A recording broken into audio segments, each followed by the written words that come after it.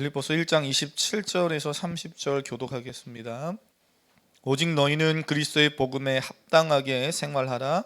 이는 내가 너희에게 가보나 떠나 있으나 너희가 한 마음으로 서서 한 뜻으로 복음의 신앙을 위하여 협력하는 것과 무슨 일에든지 대적하는 자들 때문에 두려워하지 아니하는 이 일을 듣고자 함이라. 이것이 그들에게는 멸망의 증거요 너희에게는 구원의 증거니 이는 하나님께로부터 난 것이라. 그리스도를 위하여 너희에게 은혜를 주신 것은 다만 그를 믿을 뿐 아니라 또한 그를 위하여 고난도 받게 하려 하심이라. 너희에게도 그와 같은 싸움이 있으니 너희가 내 안에서 본 바요 이제도 내 안에서 듣는 바니라. 아멘. 네, 함께 읽은 말씀 나누길 원합니다. 우리 탄절이 이제 다음 주가 오늘이 17일이죠. 다음 주 이제 24일 주일이고 그 바로 월요일이 성탄절입니다. 그래서 성탄 예배를 24일 날 주일은 주일 예배를 드리고 주보의 그 광고를 다음 주에 드리긴 하겠지만 미리 말씀드리면 25일 날 그 다음 월요일 날 동일하게 11시에 성탄 예배를 드립니다. 우리는 기독교 절기상 대강절이라는 절기를 지금 지나가고 있어요. 평소에도 그렇지만 대강절 절기 12월을 매해 12월의 요 기간 요 시즌은 절기상 기독교의 우리의 삶에도 대한민국에 명절이 있고 절기가 있듯이 기독교 절기상 대강절이지라는 것을 좀 기억하시면서 신앙생활을 하시면 좋겠어요. 그 대강절은 제가 예전에 농담처럼 그랬는데 아무도 안 웃으셔서 잘 안 하려고 하는데 대강 지내서 대강절이 아니에요. 그렇죠. 네. 그래서 대강절이 그냥 대강 보내는 절기가 아니라 예수 그리스도의 오심을 기억하고 다시 오실 예수님을 기다리고 소망하면서 보내는 기간이거든요. 그래서 이 땅에 그러면 예수님이 다시 오심을 기다리면서 산다는 의미는 뭐겠는가? 그것은 예수님이 가르치신 말씀대로 성경대로 내가 이 땅을 살아가는 동안 평소에도 사는 거지만 이 대강절기는 더더욱 그 의미를 깊이 되새겨 보는 시간들입니다. 예수 그리스도 안에서 말씀 안에서 하나님에게 소망을 두고 살아가시기를 축복합니다. 오늘 본문에서 저는 특별히 그 사도 바울이 복음에 합당하게 생활하라라는 말씀을 가지고 좀 함께 나누려고 하는데요. 오늘 이 말씀이 가슴에 좀 잘 새겨져서 대강절을 보내는 기간만이 아니라 평소에도 우리가 그리스도인으로서 복음에 합당하게 살아가는 그런 모습들이 있기를 바랍니다. 그 지난주 말씀 지금 우리가 계속 빌립보서를 이어서 보니까요. 지난주 말씀 기억하시나요? 어떤 말씀이었습니까? 혹시 다 여러 가지 말씀들이 있지만 18절에서 무슨 방도로 하든지 전파되는 것은 그리스도다 그랬습니다. 그래서 바울이 자신은 복음이 전파되고 확장되는 것만으로도 충분히 기쁘고 그냥 오늘만 기쁜 게 아니라 어떻게 하겠다고 그랬어요? 계속해서 미래에도 기뻐하겠다 하는 그런 고백을 했던 거죠. 이어지는 오늘 본문 27절로 오면 바울은 빌립보 교회에게 이렇게 믿음으로 도전해요. 우리 읽었지만 한 번만 다시 26, 27절, 28절 두 절을 천천히 읽으면서 사도 바울이 복음에 합당하게 살라 말하면서 두 가지를 이야기해주고 있는 것을 잘 한번 발견해 보시길 바랍니다. 27절, 28절입니다. 시작. 오직 너희는 그리스도의 복음에 합당하게 생활하라. 이는 내가 너희에게 가보나 떠나 있으나 너희가 한 마음으로 서서 한 뜻으로 복음의 신앙을 위하여 협력하는 것과 무슨 일에든지 대적하는 자들 때문에 두려워하지 아니하는 이 일을 듣고자 함이라. 이것이 그들에게는 멸망의 증거요 너희에게는 구원의 증거니 이는 하나님께로부터 난 것이라. 아멘. 우리가 신앙생활을 하면서 되게 좋은 말이고 좋은 표현이지만 오해를 하거나 그 의미를 잘 이해하지 못하는 표현들이 있습니다. 예를 들면 교회를 다니고 있습니다. 교회를 출석합니다. 한다는 그 말이 그저 교회를 문을 열고 들어왔다 나갔다 하고 예배 자리에 앉았다 갑니다. 이런 것의 의미만 담고 있는 건 아니잖아요. 더 본질적인 중요한 의미들이 있죠. 기독교인으로서 이슬람 신앙생활이나 불교 신앙생활이 아니라 나는 기독교 신앙생활을 합니다라고 말하는 그 기독교인으로서의 신앙생활이 뭔지를 우리는 사실은 잘 알고 있습니다. 성도님들 다 잘 알고 있는데 막상 이야기하려고 하고 가족에게 설명하려고 하면 되게 추상스럽고 막연한 그러한 생각들을 가지고 있는 그런 모습을 볼 때가 있어요. 예수님을 믿고 구원받은 이후에 교회 다닌다는 의미를 잘 이해하지 못하고 오가는 사람들, 기독교인의 신앙생활이 어떤 종교적인 열심을 하나 더하는 것으로 착각하고 살아가는 사람들이 많이 있는 현대 사회입니다. 물론 교회를 처음 나오면 그럴 수 있어요. 처음엔 다 그랬고 저도 그랬고요. 저도 부모님 따라 교회 가고 심지어 부모님 손잡고 오살리 기도원 부모님은 막 거기서 울며 불며 굴에 들어가 기도할 때 나는 언제 나오시나 은혜 동산에 가 있음에도 불구하고 왜 와 있는지도 모르고 언제 나오나 그리고 여긴 왜 이렇게 무섭나 그때는 뭐 시절이 좋은 시설이 있었던 시절은 아니니까요. 끝나고 내려가면서 간식 뻥튀기 이런 거나 먹으면 그런 거나 빨리 먹었으면 좋겠다 이러면서 그냥 왔다 갔다 하는 거죠. 어떤 장소에 있었느냐보다 더 중요한 건 거기서 뭘 하고 있느냐를 우리는 봐야 되는 거죠. 그런데 처음에는 다 그렇게 신앙생활을 하게 돼요. 복음이 뭔지도 모르고 예수님을 왜 믿어야 하는지를 잘 알지 못한 채 예수님을 믿는다는 이 예수 그리스도에 대한 가치가 얼마나 중요한가를 그냥 모르고 살아가고 교회도 오고 심지어 예배도 가능합니다. 하지만 시간이 지나고 말씀을 들으면서 배우다 보면 그리스도인이 되었다는 의미가 이런 거구나.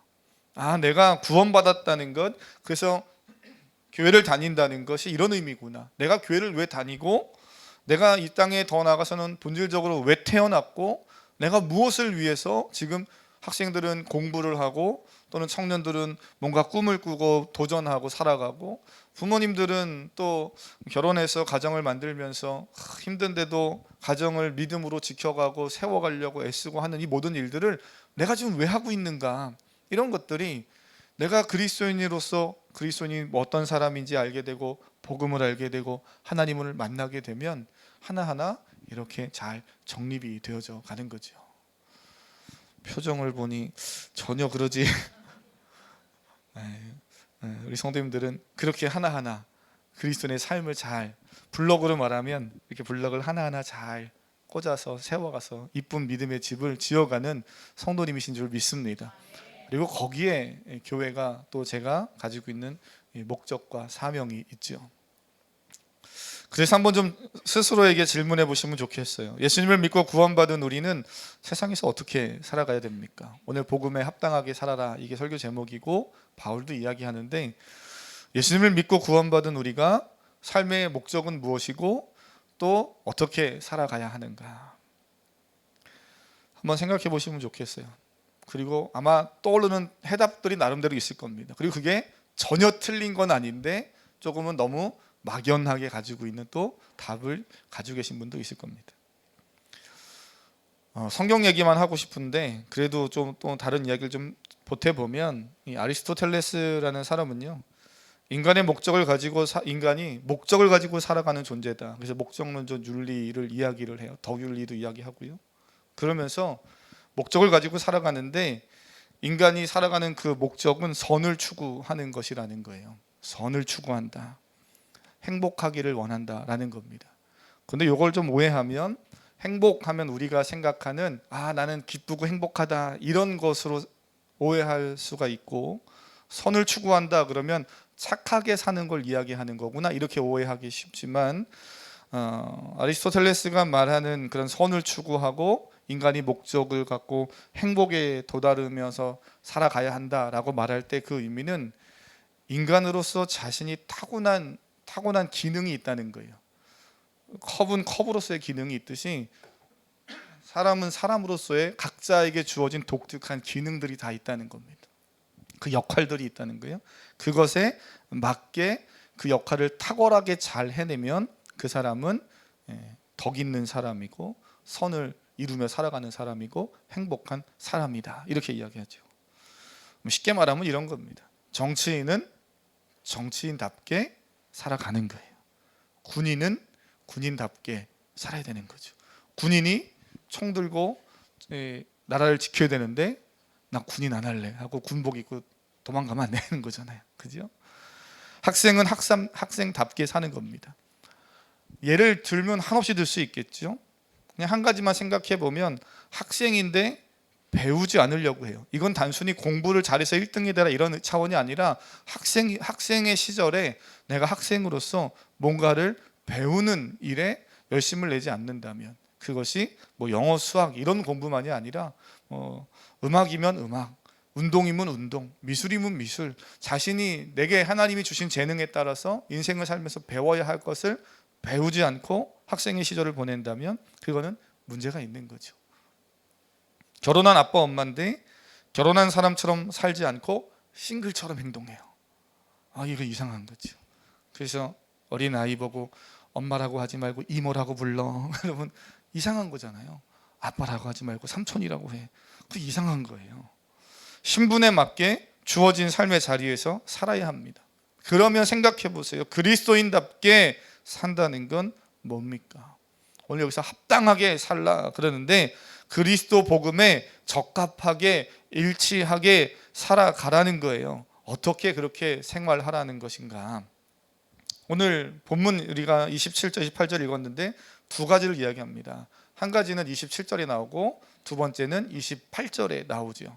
혹시 찾으셨을 거다 생각이 돼요. 이미 찾으셨을 텐데요. 밑줄을 한번 쭉 그어보시면 27절에 그리스도의 복에 합당하게 생활하라 그러면서 그 다음 단락에 보니 그 다음 좀 이렇게 내려가 보면 너희가 한 마음으로 서서 한 뜻으로 복음의 신앙을 위하여 협력하라고 말합니다. 이게 첫 번째죠. 한 마음으로 서서 한 뜻으로 복음의 신앙을 위하여 협력하라. 한 마음 한 뜻이라는 표현에 저는 성경에 이렇게 동그라미를 쳐뒀어요. 교회는 하나된 공동체입니다. 오늘 우리는 하나지요. 할렐루야. 이 하나 되어지고 계속 하나 되어져 가는 겁니다. 가족이 하나지요.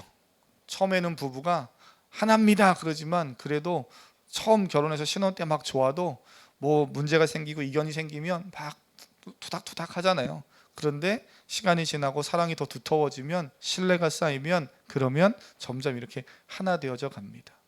그리고 또 하나님이 은혜를 주셔서 자녀가 생기면 또 자녀가 생겨서 또 하나 된 그 두 사람과의 관계 안에 또 자녀가 한 명, 두 명 이렇게 들어오죠. 그러면 또 다시 투닥투닥 거립니다. 그런데 사랑 안에 신뢰 안에 이렇게 또 하나 되어져 가는 거죠. 교회도 외부에서 또 다른 성도가 들어오면 기존에 하나 되어져 있던 공동체가 그 사람을 우리만 하나야 이러면 교회는 결코 건강한 교회로 성장할 수 없습니다. 그 사람들을 또 하나됨에 같이 받아주고 함께 가는 거죠. 그래서 교회는 하나된 공동체여야 되는데 이 말은 개인의 독특성이나 다양성을 무시하고 다 획일화시킨다 이런 건 의미는 아니죠. 너무나 잘 아실 겁니다. 그런 의미는 아니에요.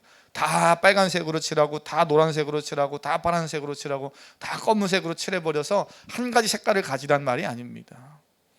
하나님이 창조하신 다양한 개성과 각자의 독특한 재능을 우린 다 가지고 있어요. 그래서 서로 다름이 틀림이 아니고요. 그것을 가지고 서로 돕고 이해하고 공동체로서 하나 되어져 가는 겁니다. 운동을 좋아하는 남자 성도님들 또 요즘은 여자 성도님들도 운동을 많이 좋아하시는 분들은 뭐 아침 저녁 할 것 없이 운동을 다양한 운동들을 참 많이 하는 시대인데요. 저도 공으로 하는 운동 참 좋아해요. 근데 여기 와서 한 6년간 공으로 하는 운동만이 아니라 운동 자체라고는 숨쉬기 운동밖에 한 게 없어서 제가 어떻게든 좀 운동을 해야 되는데 그런들이 성도님들하고 운동을 할 수 있는 일도 좀 있었으면 좋겠어요. 영적인 운동만이 아니라 육체도 좀 같이 이렇게 부딪혀서 운동하면 그러면 조금 더 이렇게 가까워지는 것들이 있잖아요. 그래서 제가 공으로 운동하는 거 좋아해서 축구나 농구 이런 거 하는데 과거에 청년들과 농구하면 같은 팀을 이렇게 맺어서 서로 이렇게 시합을 해요. 근데 멤버들이 마음이 맞고 하나가 될 때 오늘 성경에서 한 마음 한 뜻이라고 했잖아요. 마음이 맞아서 한 뜻이 되어져서 이렇게 농구를 하면 개인적인 실력은 조금 부족해도요. 그러면 상대방은 더 우리보다 탁월한 실력이 있어도 이렇게 뭔가 마음을 모아서 부족한 것을 보완해 주면서 장점을 살려주면서 그러면서 농구를 하면 그럼 득점하게 되고 그럼 또 이기기도 해요. 근데 희한하게 운동이라는 것이 아무리 개인의 기량이 뛰어나고 운동 실력이 좋아도 하나 되지 않으면, 마음이 맞지 않으면, 그래서 혼자서 막 그냥 내가 혼자 슛 넣을 거야 그러면서 막 혼자 해집고 다니면 그럼 결국에는 지게 되는 것을 보게 됩니다. 교회는 같은 마음과 같은 뜻으로 하나 되어야 되고요. 사랑하는 성도님들의 가정도 믿음 안에서, 예수 그리스도 안에서 하나 되어지는 가정 될 수 있기를 주님의 이름으로 축복합니다. 다 제각각인 사람들, 독특하고, 저희 집에도 뭐 네 식구 사는데 네 식구가 다 모양도 다르고 생김새도 다르고 성향도 다르고 그러잖아요. 다 다르거든요. 먹는 스타일도 다 다르고. 근데 어떻게 하나 돼요? 제가 성경을 보면 사도 바울이 빌립보 교회 성도들에게 편지 쓰면서 몇 가지 이야기하는 것 중에 계속해서 등장하는 것은 예수 그리스도입니다. 중심에 예수 그리스도가 있을 때 하나 될 수 있는 거죠. 좀 다르게 표현하면 목적이 단순하고 분명해야 돼요. 근데 그 목적과 그 단순한 목적이 그저 먹는 것, 노는 것, 세상 것 즐기는 것을 위한 목적으로 만나는 모임이 아니라 예수 그리스도 복음을 위한 단순한 그 목적으로 하나 되는 공동체, 그런 가정은 반드시 성령 안에서, 예수 그리스도 안에서 하나 되는 줄 믿습니다. 강력한 힘을 가지고 있죠. 죽음도 불사하고 죽음도 무서워하지 않는 그러한 신앙의 모습을 우리 믿음의 선배들이 보여줬지요. 바울은 그 복음의 신앙을 위하여 협력하라고 말합니다. 교회의 하나됨, 성도의 하나됨은 같은 모양을 취하거나 같은 취향을 가진 사람들이 이렇게 모여서 우리끼리만 재밌게 모이는 것이 하나됨이라고 말씀드리지, 저기 성경에 한 번도 없고 저도 그렇게 이야기 드린 적이 없어요. 오히려 셀이 모여서 우리끼리만 재미있으면 그 셀은 빨리 쪼개야 됩니다. 그래서 쪼개서 오히려 우리끼리가 아니라 다른 사람을 받아들여서 확장되게끔 만들어줘야 셀이 분가도 하고 성장도 하는 거예요. 이건 되게 이 성장의 논리에서 되게 중요한 거예요. 원리를, 귀한 원리입니다. 그래서 저는 사랑하는 성도님들이 셀이 잘 모여서 하나 되고 즐겁고 집사님 없으면 안 될 것 같아, 이런 어떤 끈끈한 그런 모습이 예수 그리스도 안에서, 성령 안에서 있기를 원하고요. 그랬다면, 그걸 경험했다면 거기서 끝나지 말고 그 은혜를 가지고, 그래 집사님 이제는 이 은혜를 내가 또 다른 셀에서 만들어 보려고 해. 평생 집사님 없으면 안 돼, 권사님 없으면 안 돼, 이게 아니라 평생 내가 하나님 은혜 안에서 또 다른 셀을 만들고 또 다른 셀을 만들어가고, 그렇게 하나님이 내게 주신 사명 감당할래, 그런 마음으로까지 성장하고 성숙해질 은혜가 있기를 바랍니다. 교회는 그런 거죠. 그래서 성도는 예수 그리스도를 나의 구주, 인생의 주인으로 고백하는 믿음 안에서 하나여야 돼요. 믿음의 고백이 같아야 됩니다. 셀이 이렇게 나눠져도 교회 안에 수십 개, 대형 교회는 더 많은 셀들과 조직들이 있잖아요. 많아져도 그래도 한 가지 분명한 건 믿음의 고백이 분명해야 돼요. 막 나눠지면서 믿음의 고백이 이상해지면 그런 문제가 되죠. 또한 세상 속에서 무엇이 죄인지 모른 채 그냥 먹고 마시며 살았던 나를 하나님이 자녀 삼아 주시고 불러주셔서 소망을 갖게 하신 그 소망도 같아야 됩니다. 이 부분을 사도 바울은 에베소서 5장에서 이렇게 표현했어요. 물론 이 제는 두 가지만 예를 들었지만 에베소서 5장 한번 보시겠습니까? 지금 보기는 빌립보서에서 그 전후로 한두 페이지 넘기시면 에베소서 5장 315페이지 제 성경으로는 보시면 에베소서 5장 1절과 5절에서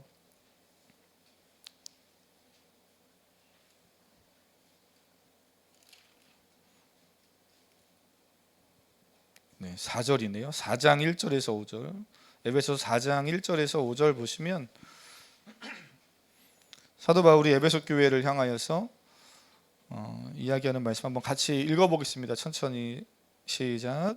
그러므로 주 안에서 갇힌 내가 너희를 권하노니 너희가 부르심을 받은 일에 합당하게 행하여 모든 겸손과 온유로 하고 오래 참음으로 사랑 가운데서 서로 용납하고 평안에 매는 줄로 성령이 하나 되게 하신 것을 힘써 지키라. 몸이 하나요 성령도 한 분이시니 이와 같이 너희가 부르심의 한 소망 안에서 부르심을 받았느니라. 주도 한 분이시요 믿음도 하나요 세례도 하나요. 아멘. 아멘. 사도 바울이 여러 가지가 하나라고 이야기해요. 그 중에서 저는 두 가지를 아까 좀 전에 말씀드렸어요. 믿음의 고백이 분명하고 동일해야 돼요. 제가 가지고 있는 믿음의 고백이나 또 사랑하는 성도님들이 또 우리 주일학교 아이들이 가지고 있는 믿음의 고백이 분명해야 되는 거죠. 그리고 내가 구원받은 성도로서의 부르심의 소망이 분명해야 됩니다. 나는 지금 죽어도 예수님 믿고 천국 갑니다 라는 분명한 부르심의 소망이 다 같은 거죠. 우리는 그렇게 예수 그리스도 안에서 하나 되고요, 그리스도를 위해, 복음을 위해 살아가는 그런 사람들이고, 지난주의 말씀으로 연결지어서 좀 답을 한다면 예수 그리스도가 존귀하게 되는 삶을 사는 성도들입니다.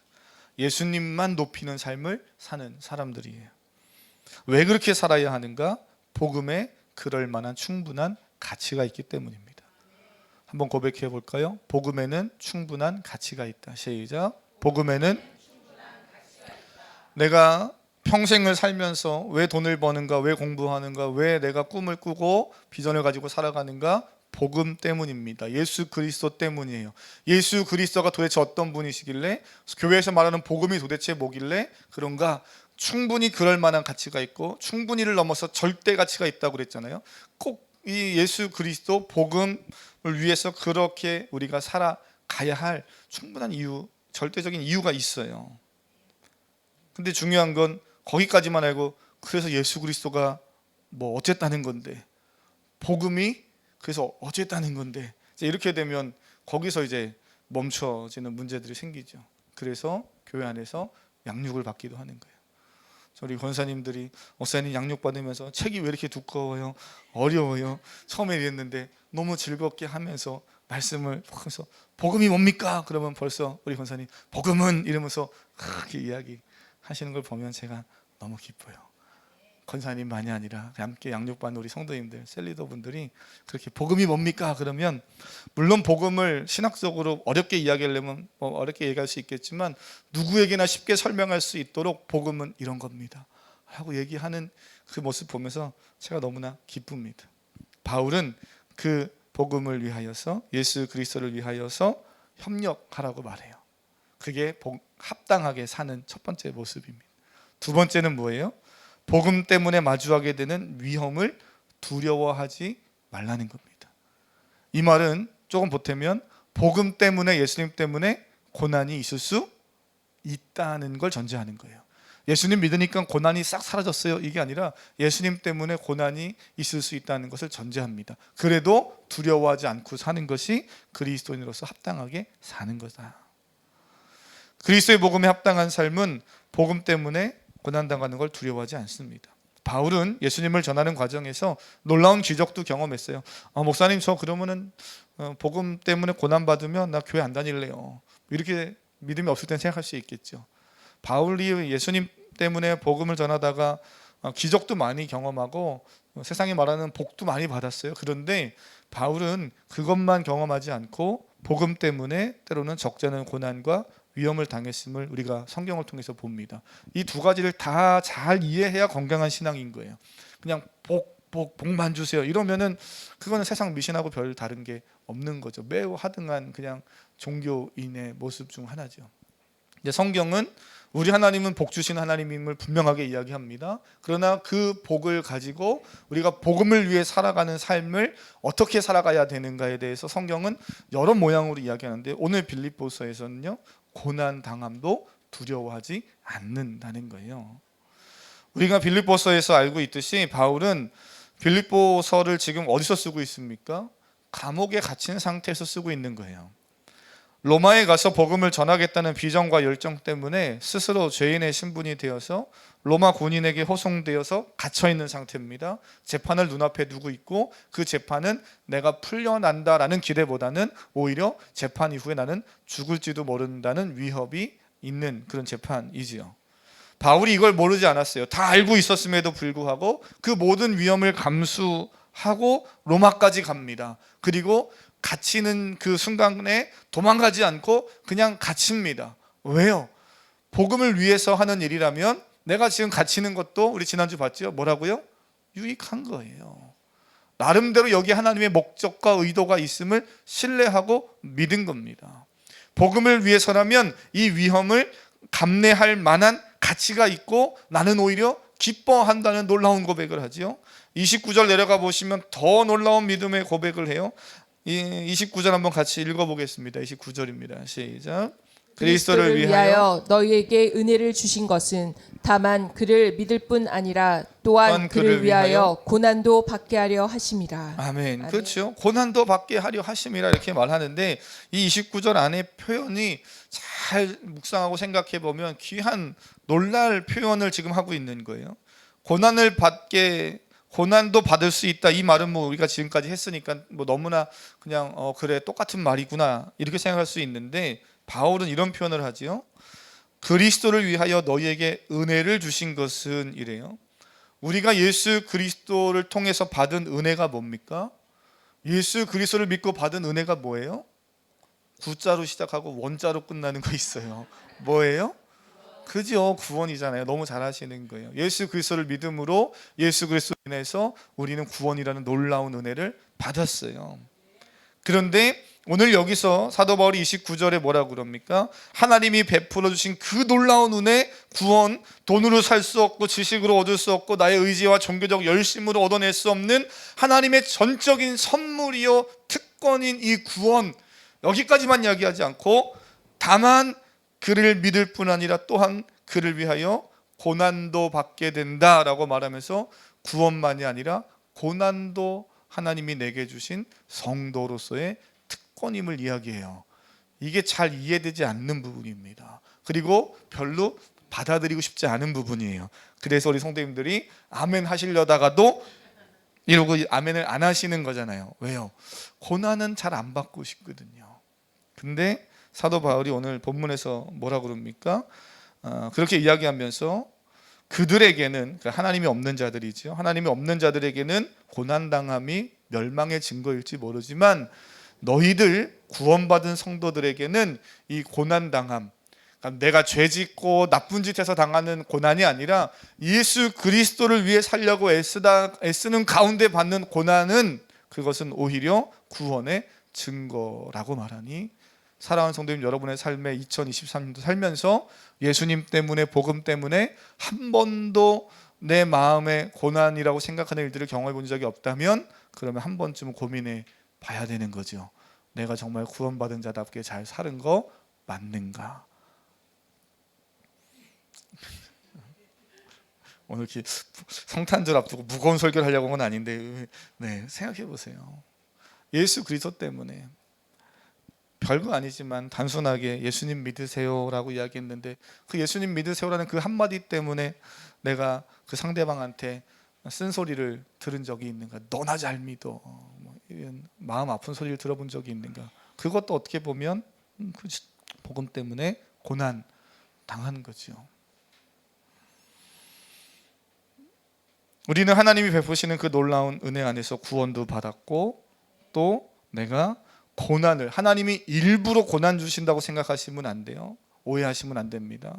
일부러 고난을 주시는 게 아니라 복음을 위해 살다가 세상 가운데 그리스도가 없는 사람들과 어울리다 보면 나도 모르게 고난을 당하는 경우들이 있을 수 있어요. 그런데 그것을 고난으로만 여기지 말고 내가 복음을 위해 살다 보니까 당하는, 그리스도인만이 당하는 특권이구나라고 받을 수 있는 성숙한 믿음이 필요하다는 거예요. 그러기 때문에 바울은 복음을 위해서 감옥을 가도 내가 낙심하지 않고 기뻐하고요, 매를 맞아도 풍랑을 당해도 죽음의 위협을 당해도 놀라기보단 하나님을 신뢰할 수 있었던 거죠. 그리스도를 위해 고난을 받는다는 이 말 잘 가슴에 새기시길 바랍니다. 왜냐하면 예수님은 우리를 위해 이 땅에 오셨어요. 인간의 몸을 입고 오셔서 친히 나를 위해 십자가에 죽으셨습니다. 내가 받아야 할 고난을 예수님이 다 당하셨어요. 그죠? 아멘이시잖아요. 그 은혜를 진심으로 깨달은 우리는 이제는 예수님을 위해 내가 고난을 받는다는 거예요. 예수님이 고난을 다 당하셨어요. 이 말씀을 오해하셔서 내가 예수님을 대신해서 고난받는다는 의미가 아닙니다. 우리가 어떻게 예수님을 대신해서 고난받습니까? 반대로 예수님이 우리를 대신해서 우리를 위해 고난받으셨죠. 그 은혜를 안다면 그러면 그리스도인으로서 합당하게 나도 그 예수님을 위해, 복음을 위해 고난당하는 것을 두려워하지 않고 사는 사람들, 그런 사람들이 그리스도인이라는 거죠. 바울에게는 이 복음 때문에 당하는 감옥에 갇히는 일, 매를 맞는 일, 위협을 당하는 일들이 있었다면 오늘 설교를 들으면서 우리는 이 현대 사회에서 예수 그리스도를 위해 마주하게 되는 고난이 어떤 게 있습니까? 오늘 우리는 지금 당장 바울처럼 복음 때문에 매를 맞거나 복음에 갇히진 않잖아요. 물론 저 북한 땅에, 우리 아까 집사님 기도해 주셨듯이 북한 땅에 복음을 위해서 지금도 목숨을 잃어가는 성도들이 있습니다. 예수님 믿고 싶어서, 말씀 듣고 싶어서, 성경 보고 싶어서 이슬람권에서 그렇게 살아가는 성도들, 지금 우리가 예배하는 이 시간에도 여전히 목숨을 잃는 누군가가 또 있을 수 있지요. 우리가 당하는 고난, 그런 고난은 아니지만 현대인들이 당하는 고난은 뭡니까?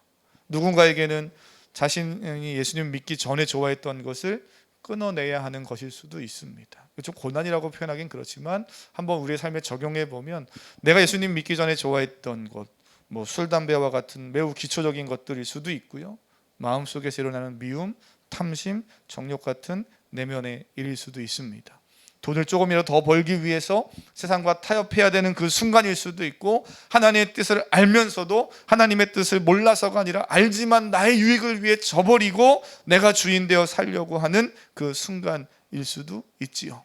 그런 순간을 마주할 때 그 고난의 현장 앞에서 그냥 모른 척 주님 눈 감아 주시겠지 그러지 말고 그리스도의 복음에 합당하게 생활하는 우리 사랑하는 성도님, 그런 결단을 가지고 돌아가시는 사랑하는 성도님들이 되시기를 바랍니다. 저는 말씀 이렇게 마치려고 해요. 왜 우리가 이런 길을 걸어가야 하는가? 편하게 그냥 내 마음대로 살아도 되잖아요. 교회 안 오면 좀 어때요? 그냥 내 마음대로 좀 편하게 예배하면 어때요? 그러면 안 됩니까? 오늘 사도 바울이 27절에서 이렇게 말하고 있는 이 한 단어를 꼭 주목해 보시면 좋겠어요. 27절 아까 읽으셨지요? 오직 너희는 그리스도의 복음하게 합당하게 뭐하라? 생활하라 그럽니다. 생활하라. 거기에 이렇게 별표를 쳐두세요. 성경 성도님들이 보고 있는 성경 밑에나 또는 좌우측에 각줄을 달아놓은 부분들이 있을 겁니다. 거기에 숫자가 이렇게 써져 있고 제 성경은 2 이렇게 숫자가 써져 있어요. 생활하라 거기에. 그리고 각줄을 저는 제가 보고 있는 성경의 밑에 각주가 있는데 거기에 이렇게 써 있어요. 혹시 성도님들 찾으셨습니까? 각자의 성경에 뭐라고 써 있습니까? 또는 시민 노릇 이렇게 써 있어요. 생활하라 그런 이 표현에 각주를 달아서 시민 노릇 하라라고 읽을 수 있다라는 겁니다. 그런 의미가 있다는 거예요. 그래서 그 의미를 살려서 다시 번역하면 너희는 그리스도의 복음에 합당하게 시민 노릇 하라는 겁니다. 우리는 이미 현대사회, 시민사회에 살고 있기 때문에 이게 별로 크게 의미 있게 다가오지 않지만 당시 빌립보 지역에 있는 성도들에게는 이 말을 들을 때 큰 의미가 있었습니다.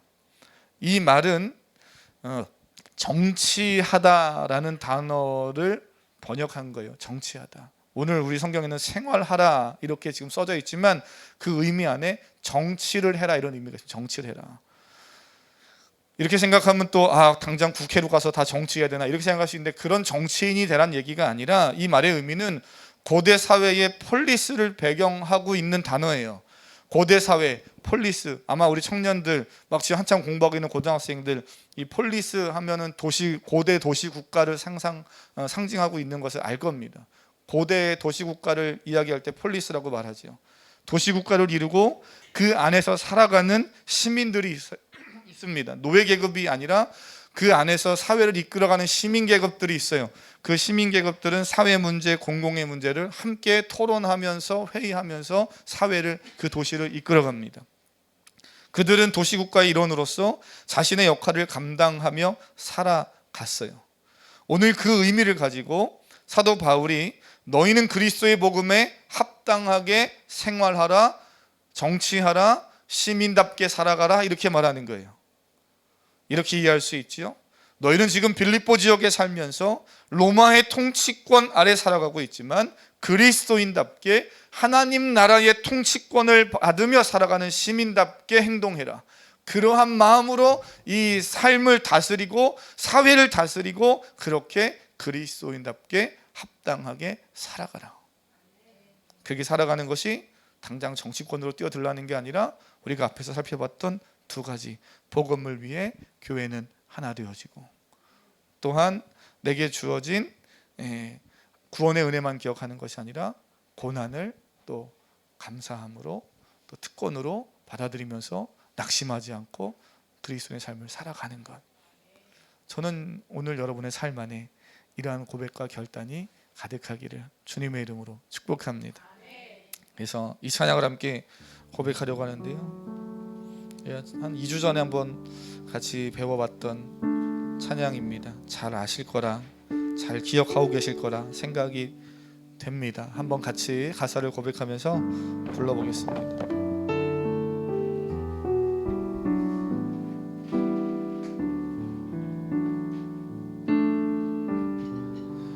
나의 예수 온 맘 다해 사랑해요.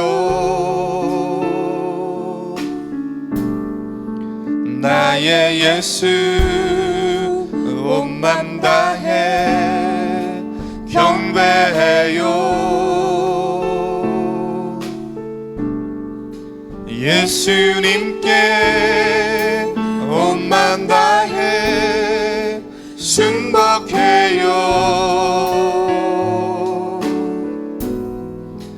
영원토록 찬양을 드립니다. 네, 한 번 더. 나의 예수 온 맘 다해 사랑해요.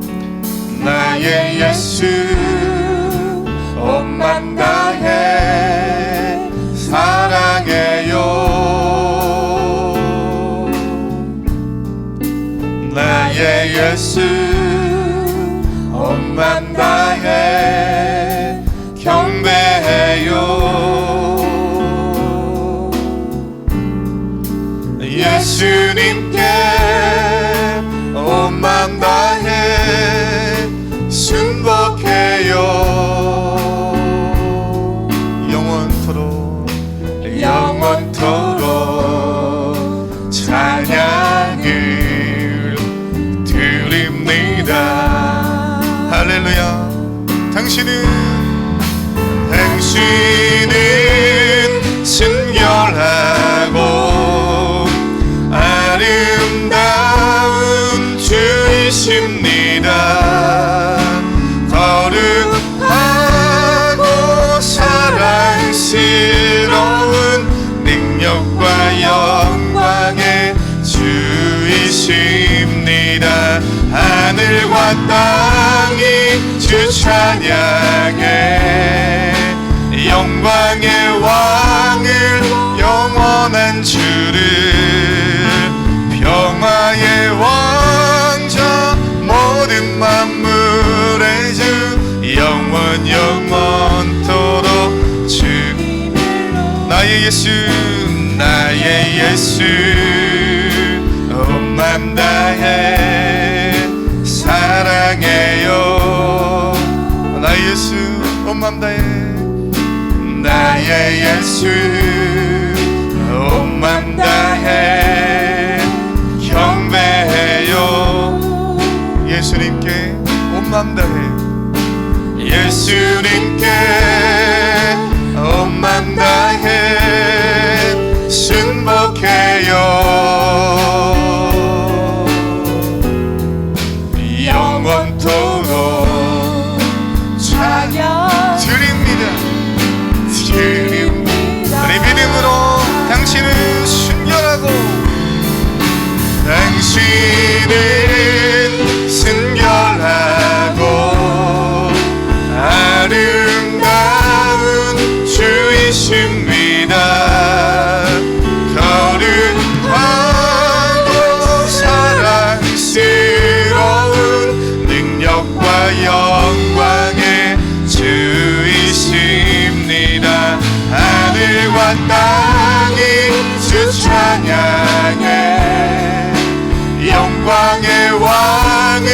영원한 주를 평화의 왕자 모든 만물의 주 영원 영원토록 주님 당신은 순결하고 당신은 순결하고 아름다운 주이십니다. 거룩하고 사랑스러운 능력과 영광의 주이십니다. 하늘과 땅이 주 찬양해 영광의 왕을 영원한 주를 평화의 왕자 모든 만물의 주 영원 영원토록 우리 마지막으로 선포합니다. 당신은 주님은 순결하고 아름다운 주이십니다.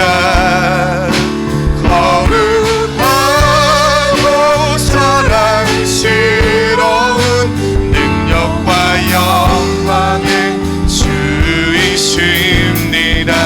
하늘과 땅이 주 찬양해 영광의 왕을 영원한 주를 평화의 왕자 모든 만물의 주 영원 영원토록 주님을로 나의 예수 온 맘 다해 사랑해요.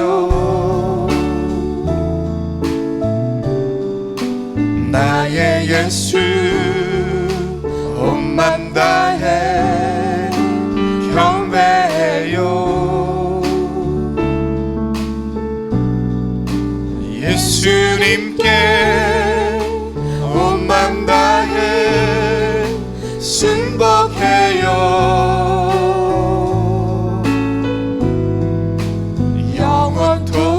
영원토록 찬양을 드립니다. 영원토록 찬양을 드립니다. 영원토록 찬양을 드립니다.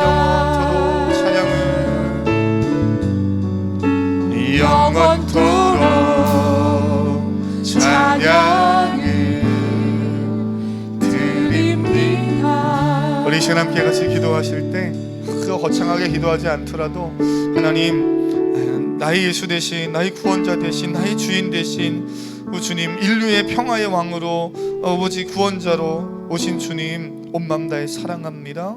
온 맘 다해 예배합니다. 하나님 말씀에 순복하며 그리스도를 위하여서 복음을 위하여서 합당하게 생활하길 결단합니다. 우리 그런 마음들을 우리 반주에 맞춰서 한번 조용히 고백하며 기도하겠습니다. 기도합니다. 살아계신 하나님